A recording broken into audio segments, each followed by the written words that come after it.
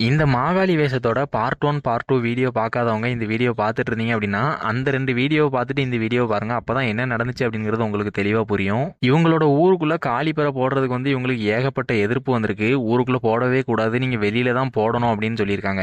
அப்புறமா வேற வழி இல்லாம இவங்களும் வெளியில போடலாம் அப்படின்னு முடிவு பண்ணியிருக்காங்க.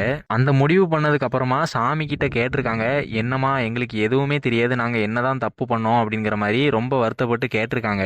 இவங்க ஊர்ல இருக்கிற நிறைய சின்ன பசங்களுமே மாலை போட்டு இந்த காலிப்பறை வைக்கிறதுக்கான எல்லா வேலையும் ரெடி பண்ண ஆரம்பிச்சிட்டாங்க. அதுக்கப்புறமா தான் சாமி கிட்ட கேட்டிருக்காங்க, இப்படி நடந்துட்டு நாங்க என்ன பண்றது அப்படின்னு.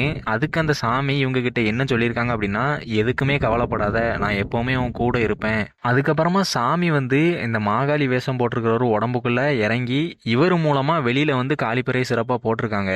வெளியில வந்து இவங்க காலிப்பறை போட்டதுக்கு அப்புறமா 7 வருஷமா ரொம்ப சிறப்பா பண்ணிட்டு இருந்திருக்காங்க. ஆனா அதுக்கப்புறமும் பாத்தீங்கன்னா இந்த மாகாளி வேஷம் போட்டிருக்காருல, இவர் வந்து அந்த நேரத்துல காளி வேஷம் போடாம செட்டை மட்டும் நடத்திட்டு இருந்திருக்காரு. ஆனா சாமி இவருக்கு சொன்னது என்ன அப்படின்னு பாத்தீங்கன்னா, மாகாளி வேஷம் போடணும் அப்படின்னு தான் சொல்லியிருக்காங்க. ஆனா அவர் காளி வேஷம் போடாம அந்த செட்டை நடத்திட்டு இருந்திருக்காரு. இதுக்கப்புறமா என்ன நடந்துச்சு அப்படிங்கிற விஷயத்த நம்ம பார்ட் 4ல பார்க்கலாம்.